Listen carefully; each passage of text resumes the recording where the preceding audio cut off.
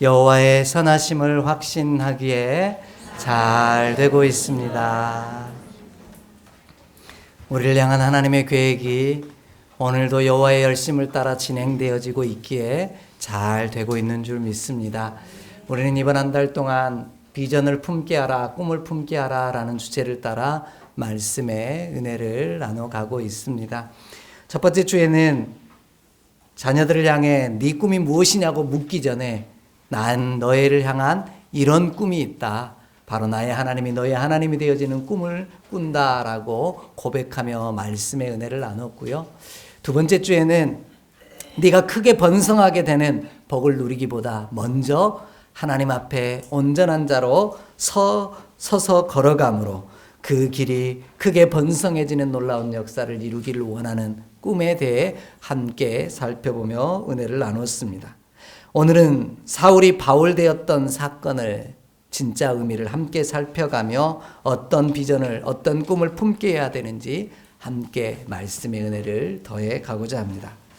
오늘 말씀은 사울이 다메섹에서 예수님을 만난 귀한 체험에 관한 하나님의 해석에 관한 말씀입니다. 좀 말이 복잡하죠? 자, 다메섹에서 이 사울이 예수님을 만난 건 사건이에요. 사건. 그리고 그 사건을 오늘 말씀은 하나님께서 어떤 의미가 있는지를 해석해 주고 있는 말씀이라는 뜻입니다. 쉬운 예를 들면 이런 거죠. 예수님께서 제자들에게 비유로 먼저 말씀을 하십니다. 그러면 그 비유의 뜻을 알지 못할 때 예수님께서 다시 제자들을 모으셔서 사랑하는 그 12제자를 모으시고 그들을 향해 이 비유의 뜻이 무엇인지 해석해 주신 것처럼 오늘 단순히 다메섹 사건의 내용을 이야기하는 것이 아니라 그 다메섹 사건이 갖고 있는 의미가 무엇인지를 오늘 하나님께서 해석해 주시는, 의미를 풀어주시는 귀한 말씀이 오늘 본문의 내용입니다. 다메섹 사건의 의미를 직접 경험한 사울도 몰랐고요. 그에게 보냄을 받았던 아나니아도 잘 알지 못했습니다. 그때 하나님께서 사울과 아나니아를 위해 이 놀라운 사건이 갖는 의미가 무엇인지를 우리 가운데 몇 가지로 또 설명해 주고 해석해 주고 계시더라는 겁니다. 다시 말하면 이 한마디로 정리하면 다메섹 사건은 나를 향한 나의 계획이 무너지고 나를 향한 하나님의 계획이 다시 세워지는 순간이다. 이렇게 설명하고 있습니다. 달리 말하면 내가 계획하고 내가 생각한 나라는 그릇이 깨지고 하나님이 나를 향한 나에게 담아주시고 나를 통해 이루시기를 원하시는 하나님의 꿈을 담아두는 그릇으로 다시 빚어져가는 사건이 바로 다메섹 사건이다. 이렇게 설명하고 계시다라는 겁니다. 이를 가장 잘 설명해 주는 말씀이 이와 같은 맥락에서 같이 보아야 할 말씀이 예레미야 18장의 말씀입니다. 우리 좀 함께 찾아 읽어봅니다. 예레미야 18장 3절로 4절의 말씀입니다. 내가 토기장이의 집으로 내려가서 본즉 그가 농로로 일을 하는데 진흙으로 만든 그릇이 토기장이의 손에서 터짐에 그가 그것으로 자기의 의견에 좋은 대로 다른 그릇을 만들더라. 아멘. 자, 예레미야라고 하는 믿음의 종이 하나님께서 이스라엘을 망하게 만드시고 예루살렘을 무너뜨릴 것에 대한 이야기를 대신 전할 때 너무 힘들고 괴로운 거예요. 그래서 그 말씀을 전하며 눈물로 전했던 예레미야에게 하나님 어떻게 이럴 수 있습니까? 원망하는 불평하는 그 예레미야를 향해 보여주신 사건이 토기장의 집으로 보낸 이야기입니다. 그 토기장의 집에 보냈더니 예레미야가 보니까 토기장이가 뭘 하고 있어요? 농로에서 그릇을 진흙으로 빚고 있었다는 거예요. 그런데 그 그릇이 어떻게 됐다고요? 터져버렸다는. 그러니까 그 토기장이가 어떻게 했어요? 다시 자기가 원하는 그릇을 만들었다라고 표현하고 있습니다. 이 말씀이 사울의 삶과 아주 오버랩되는 중요한 사건이 되어지는데요. 진흙이 토기장이의 손에 있더라는 거예요. 나의 꿈과 나의 계획대로 내가 원하는 것들을 이루려고 했는데 그 그릇이 어떻게 했다고요? 터졌다고요. 터졌다 이렇게 되어 있는데 원 내용의 뜻을 보면 깨졌다, 망가졌다, 다시 사용할 수 없게 되어졌다 이런 뜻을 갖고 있어요. 그런데 그 토기장이는 그 진흙을 어떻게 했어요? 다시 토기장이가 원하는 그릇을 만들었다라는 거예요.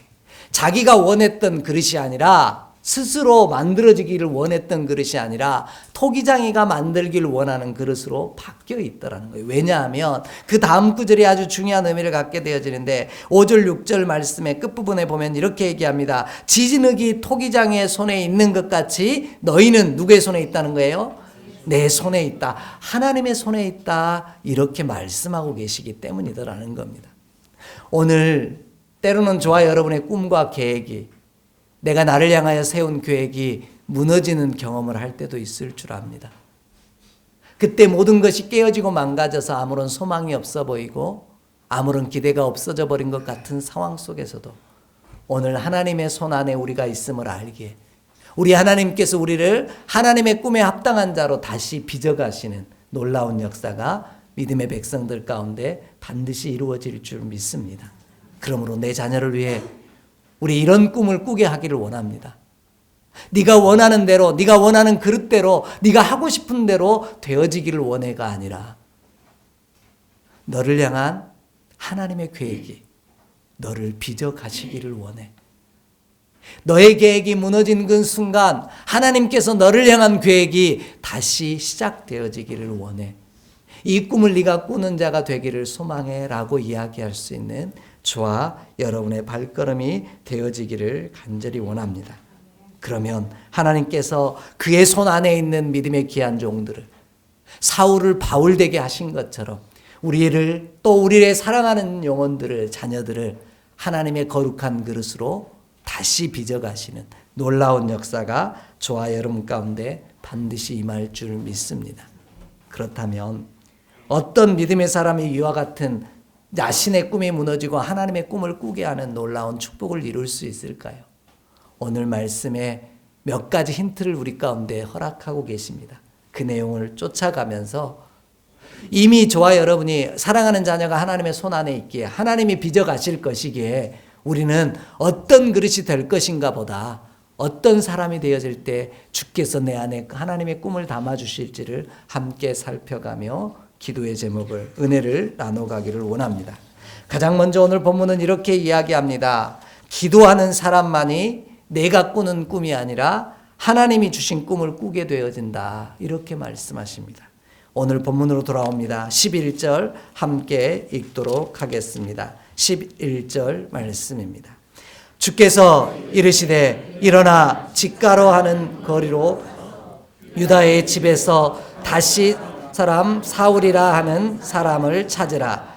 그가 기도하는 중이니라. 아멘. 이렇게 말씀하십니다. 자, 사울의 삶을 보면은요, 다메섹 사건 이전과 다메섹 사건 이후를 분류를 하게 되어집니다. 그런데 다메섹 사건 이전과 다메섹 사건 이후에 크게 변화되어진 내용 중에 하나가 뭐냐면 바로 다메섹 사건 이전에는 사울이 기도했다라는 표현이 잘 안 나타납니다. 성경에. 그런데 다메섹 사건 이후에는 사울이 기도하는 사람으로 기도했다는 내용들이 많이 등장을 하게 되어집니다. 하나님께서 보내신 바 되어졌을 때 또 함께 기도하며 일꾼을 세울 때도 사울이 기도하게 되어지는 기록들이 참 많이 기록되어 나옵니다. 그전에는 그런 기록이 없다라는 거죠. 왜 기도하는 사람이 나의 꿈이 아닌 하나님이 주신 꿈을 꿀 수밖에 없냐면요, 기도가 갖고 있는 의미 때문입니다. 제자발언을 하면서도 늘상 이야기를 드립니다. 기도가요, 나의 계획을, 나의 꿈을 관철시키는 것이 기도가 아니라 나를 향한 하나님의 거룩한 계획 가운데 나의 뜻을 꺾어 부복하는 것이 기도요 강구다라는 사실을 끊임없이 말씀을 드리곤 합니다. 기도는요, 내가 원하는 대로 되기를 구하는 것이 기도가 아니에요. 나를 향한 하나님의 계획대로 이루어지기를 소망하며 구하는 것. 나의 뜻은 그의 뜻과 다를지라도 그 뜻 안에 나의 뜻을 꺾어 보복하는 것, 이것이 진짜 기도다. 그렇게 말씀하고 계십니다. 그 대표적인 모습이 우리가 알고 있는 마태복음 26장 39절에 이하에 나오는 예수님의 기도라고 자꾸 표현을 드리죠. 예수님께서 죽으심을 앞에 두고 겟세마네 동산에서 기도하게 되어집니다. 그때 이렇게 기도하게 되어지죠. 하실 수만 있다면 이 잔이 내게서 지나가게 하여 주시옵소서. 이것이 예수님의 계획이고 바람이에요. 그러나 예수님께서는 마지막에 뭐라고 기도를 하시게 되죠? 나의 원대로 마옵시고 아버지의 원대로 되기를 원하나이다. 기도는 그러므로 나의 뜻을 꺾고 하나님의 거룩한 계획 안에 부복하는 일이기에 기도하는 사람만이 내가 꾸는 꿈이 아니라 하나님이 내 안에 담아주시는 꿈을 꾸는 놀라운 역사가 반드시 누리게 되어지는 귀한 삶이 되어질 줄 믿습니다. 이 내용을 오늘 본문이 아주 구체적으로 설명하고 있어요. 하나님께서 아나니아에게 나타납니다. 그래서 아나니아더러 뭐라고 하냐면 사울을 찾아가서 안수하고 기도하라고 이야기합니다. 그러니까 아나니아가 뭐 하게 되어져요? 가기를 꺼려합니다. 근데 하나님께서 아나니아에게 사울이 지금 어떤 사람이다라고 표현하고 있는지가 되게 중요한 의미를 좀 갖습니다. 본문 11절을 보면 뭐라고 얘기하고 있어요? 사울은 뭐 하고 있는 중이에요? 기도하는 중이니라 이렇게 말씀하고 있어요. 지금 사울이 뭐 하고 있다는 거예요? 기도하고 있다는 거예요. 사울은 다메섹에서 빛을 보고 나서 그 눈에 앞을 보지 못하게 되어집니다. 그리고 앞부분의 말씀을 보면 9절 말씀을 보면 보지도 먹지도 마시지도 못하는 상황입니다. 저와 여러분이 그런 상황이 되었다면 어떻게 될 것 같습니까? 마치 혈루증 앓았던 여인처럼 온 지방을 다 돌아다니면서 용하다는 의원들은 다 찾아다니면서 내 눈을 마시지 못하는 것, 먹지도 못하는 것을 해결하려고 고치려고 했을 겁니다. 그런데 오늘 사울은 뭐 하고 있었다고요? 기도하고 있었다. 이렇게 표현하고 있는 거예요. 그 이전과는 다르게 사울이 기도하는 사람으로 오늘 본문에서는 하나님이 설명하고 있다는 거예요. 또한 더불어서 아나니아도 기도하는 사람으로 표현하고 있습니다. 왜 그렇게 표현할 수밖에 없냐면 정황이 그렇게 표현하고 있기 때문입니다. 10절을 보면 하나님께서 아나니아에게 뭘 보여주십니까? 환상 중에 불러 이르십니다. 그러니까 내가 여기 있습니다. 듣겠으니 말씀하십시오. 이렇게 얘기합니다. 그 다음 내용에도 기도하는 사람일 수밖에 없다라고 표현하는 것은요. 이 아나니아가 사울에게 가서 안수하는 게 너무 싫었어요.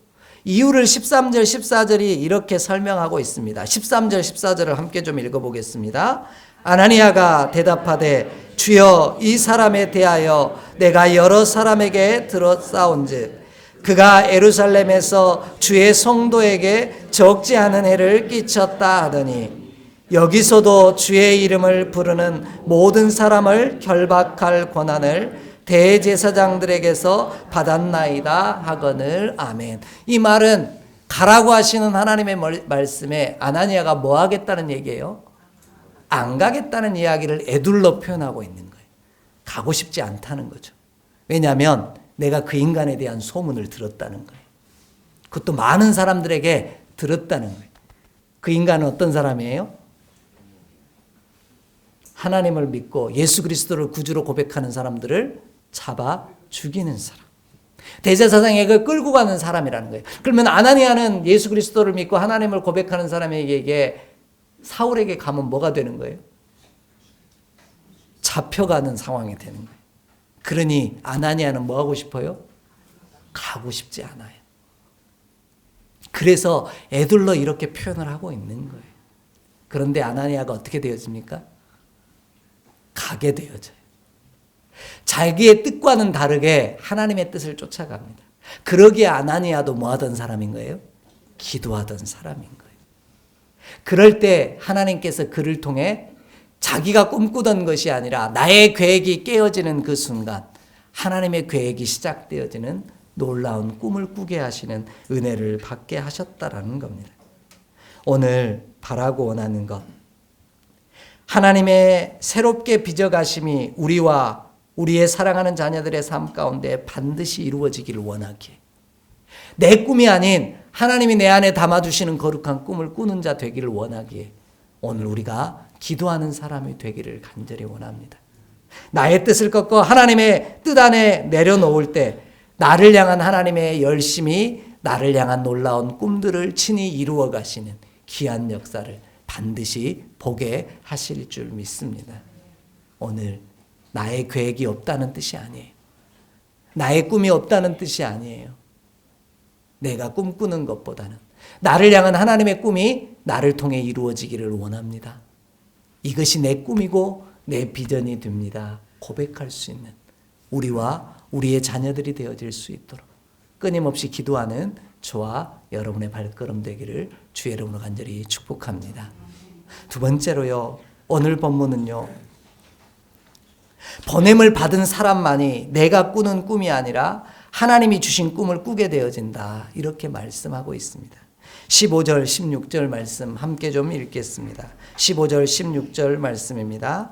주께서 이르시되 가라, 이 사람은 내 이름을 이방인과 임금들과 이스라엘 자손들에게 전하기 위하여 택한 나의 그릇이라. 그가 내 이름을 위하여 얼마나 고난을 받아야 할 것을 내가 그에게 보이리라 하시니 아멘. 이렇게 말씀합니다. 자, 앞에서도 이야기 드렸듯이 오늘 다메섹 사건 이전과 이후에 사울의 삶이 좀 달라지는데요. 변화되어지는데 다메섹 사건 이전에는 어떤 사건을 펼치냐면 사울이 스스로 가고 싶은 곳을 향해 갑니다. 그런데 다메섹 사건 이후로는 사울이 스스로 가고 싶은 곳을 향해 가는 것이 아니라 하나님께서 보내신 곳을 향하여 가게 되어집니다. 먼저 사울을 좀 살펴볼게요. 본문 말씀을 보면 1절, 2절을 좀 찾아 읽을게요. 9장 1절, 2절입니다. 함께 읽겠습니다. 사울이 주의 제자들에게 대하여 여전히 유업과 살기가 등등하여 대제사장에게 가서 다메섹 여러 회당에 가져갈 공문을 청하니 이는 만일 그 도를 따르는 사람을 만나면 남녀를 막론하고 결박하여 예루살렘으로 잡아오려 함이라. 아멘. 이렇게 말씀하고 있어요. 자, 사울은 어떤 사람이었냐면요. 대제사장이 불러가지고 너 다메섹에 가가지고 예수 믿는 사람들을 다 끌고 와. 잡아와. 이렇게 해서 다메섹에 간 사람이 아니에요. 스스로 누구를 찾아간 거예요? 대제사장을 찾아간 거예요. 그게 1절, 2절에 나와요. 대제사장에게 가서 이렇게 돼 있어요. 그러니까 사울이 스스로 간 거죠. 그래서 뭐 한 거예요? 내게 이 사람들을 잡을 권한을 주십시오. 그러면 내가 이 사람들을 잡아서 다메섹 예루살렘으로 데리고 오겠습니다. 이렇게 이야기한 거예요. 그러니까 결국 이 다메섹을 향하여 가는 길은요. 사울이 가게 하신 길이 아니라 보냄받은 길이 아니라 스스로 가고 싶은 길을 간 거예요.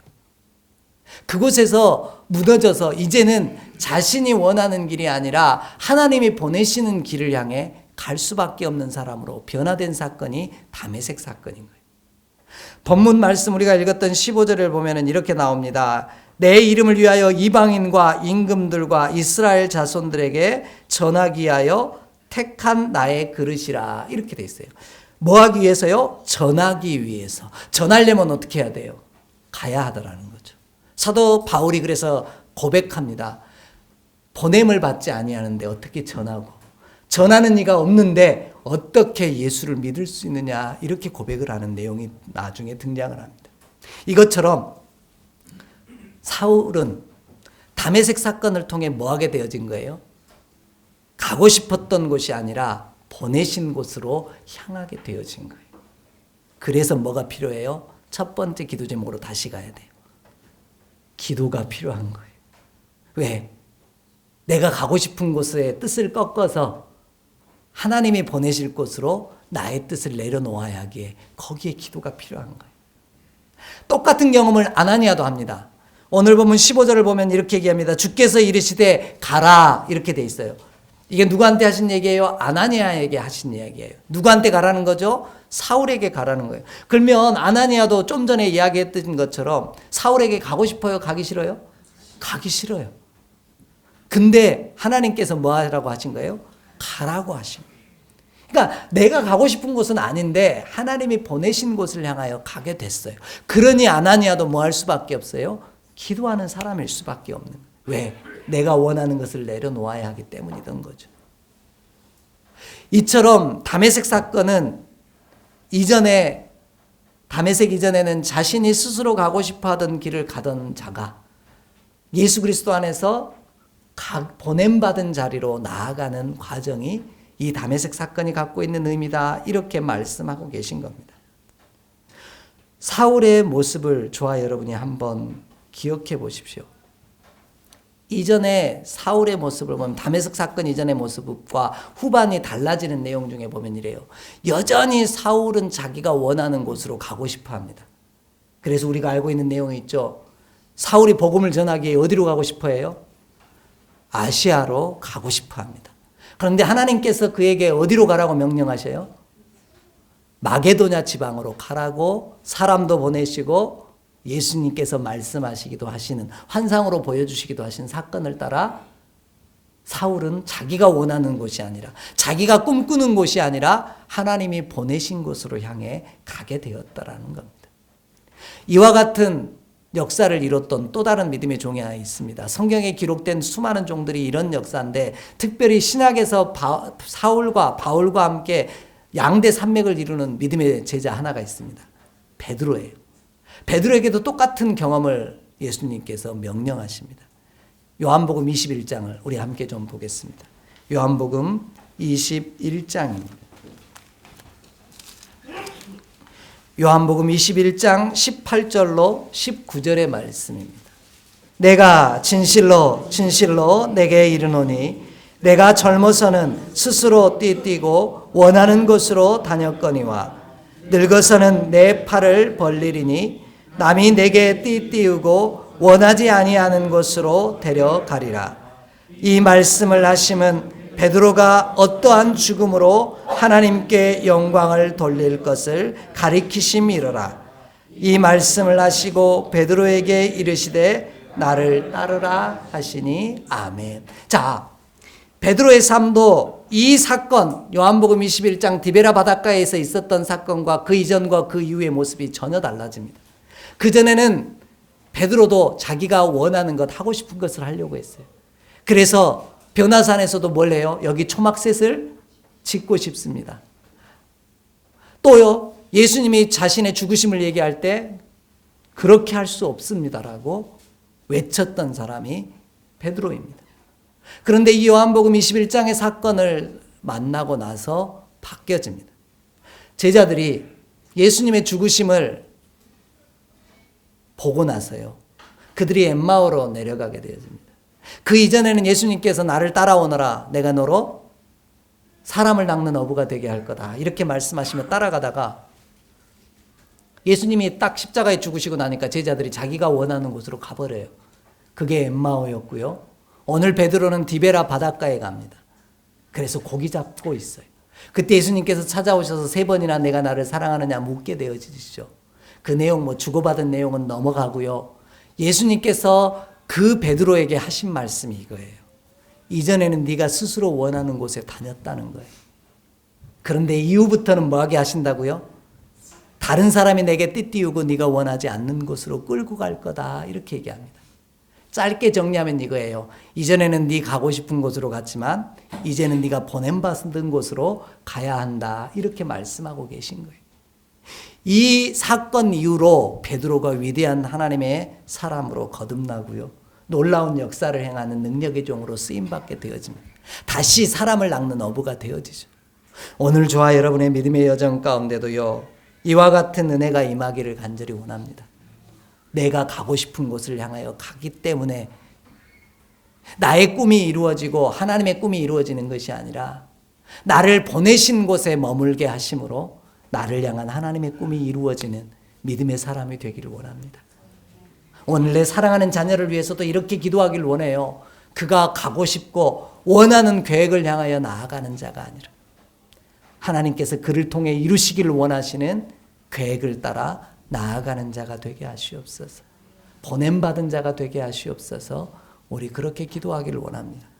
왜냐하면 본문이 이야기하는 그릇, 이렇게 이야기하면 우리는 그릇, 뭔가를 은혜를 담고 축복을 담을 그릇으로 생각합니다. 그러나 원문의 헬라어 원문의 뜻은 이게 무슨 뜻이냐면 도구라는 뜻에 더 가깝습니다. 그러니까 하나님이 사용하시는 도구가 된다는 거예요. 내가 복음을 나의 유익한 도구로 사용하는 것이 아니라 하나님이 나를 도구로 사용하심으로 나로 능력 있게 하신다. 이렇게 말씀하고 계시는 거예요. 오늘 저와 여러분의 믿음의 여정, 내가 가고 싶은 곳이 아니라 하나님이 보내신 곳에 감으로 나를 통해 이루시기를 원하시는 하나님의 꿈이 이루어지기를 원합니다. 그러기에 내가 가고 싶지 않는 곳으로 보냄받을 때도 있기에 오늘 나의 뜻을 꺾어 주님 앞에 내려놓을 수 있는 기도의 사람이 되어지기를 간절히 소망합니다.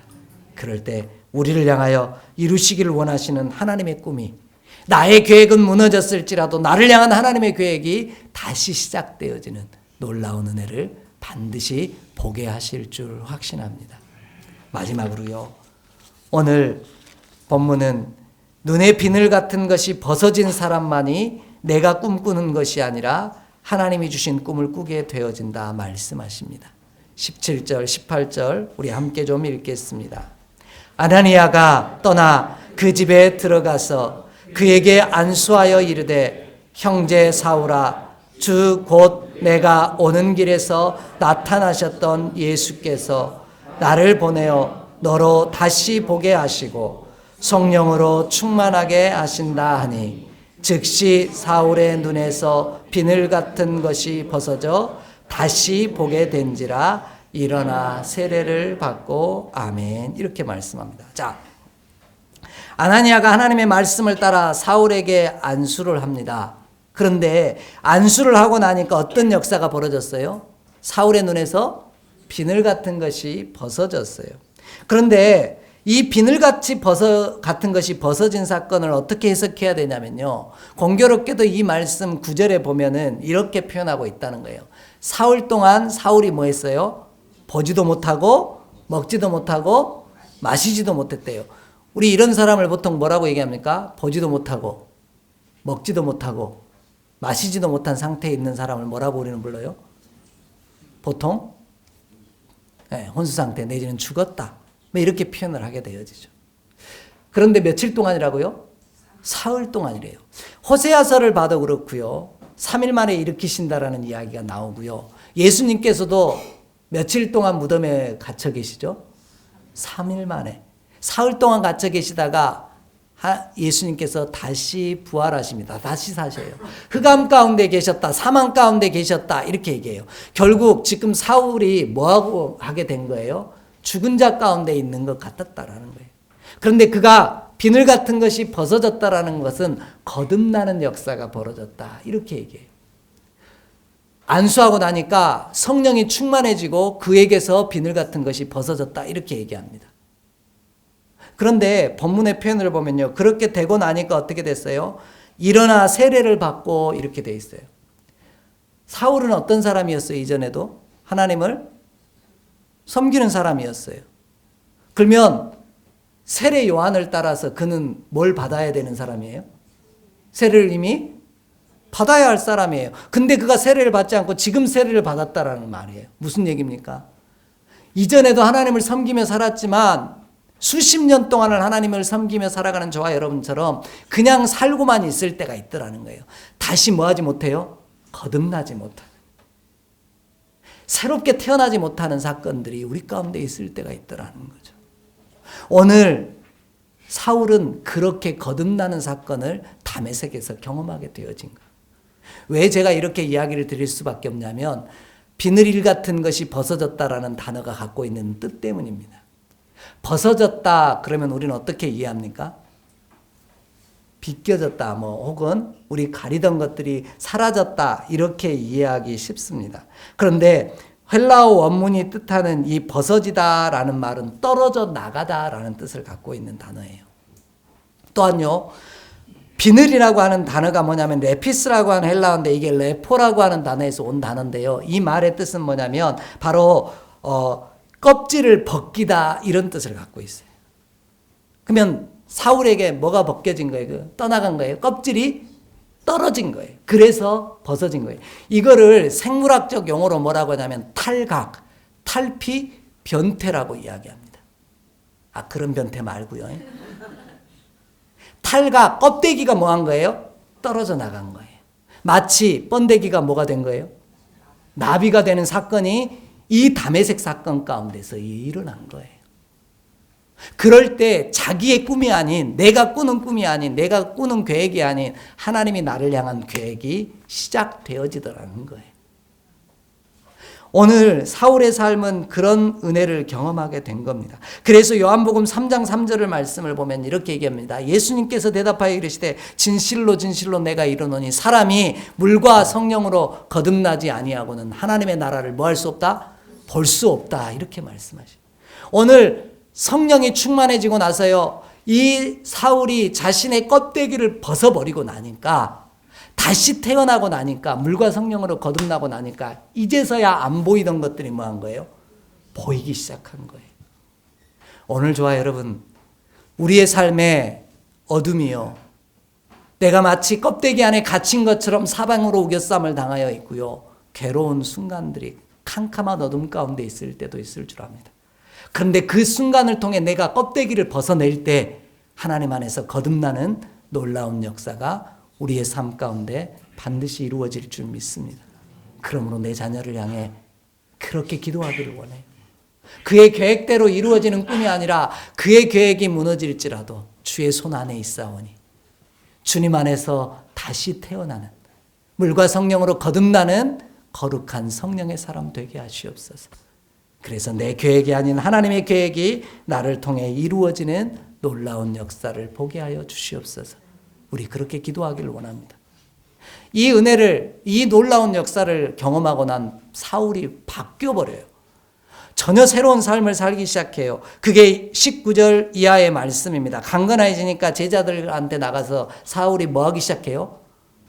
예수 그리스도를 증거하기 시작해요. 자기가 잡아 죽이려고 했던 사람들을 향해 오히려 그들과 같이 되어지는 놀라운 경험을 사울이 하게 되어집니다. 그러니까 예수 믿던 사람들이 보고 어땠다고요? 오늘 마지막 22절을 보면요, 당혹하게 했다 이렇게 얘기해요. 갑자기 우리 주변에 평상시 하던 대로 안 하고 전혀 새로운 모습으로 바뀌면 우리 그 사람들을 향해 하는 말이 있죠. 당혹스러워서. 뭐라고 얘기합니까? 내일 해가 서쪽에서 뜰라나? 야, 안 하던 짓 하면 죽는데, 이렇게 우리 얘기해요. 결국 사울이 뭐 한 거예요? 안 하던 짓 한 거예요. 하나님 안에서 거듭나고 변화되어지니까 안 하던 짓을 한 거예요. 그래서 주변을 당혹스럽게 만든 거예요.